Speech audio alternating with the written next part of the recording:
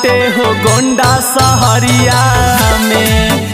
पावन दुख हरण नाथ धाम बाटे हो गोंडा सहरिया में।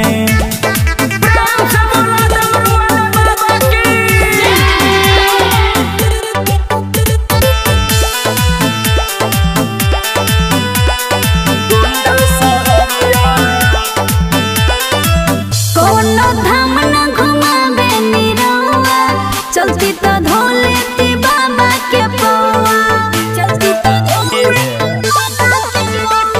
जीवन में कहियो न आई उदासी, चला ये धनी बदल जाई राशि। गेरुआ कलर में शोभता सभे चलत डगरिया में। बाबा दुख हरण नाथ के धाम बाटे हो गोंडा सहरिया में। बाबा दुख हरण नाथ के धाम बाटे हो गोंडा सहरिया में।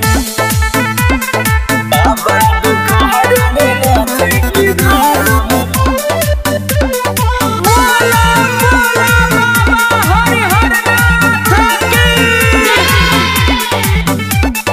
चल बजरिया से कांवर लिया दी, देरी न करे चले दर्शन करा दी।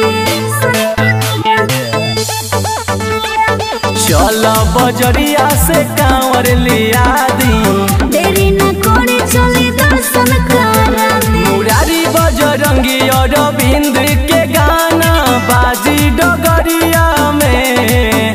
पावन दुख हरण नाथ धाम बावे हो गोंडा सहरिया में।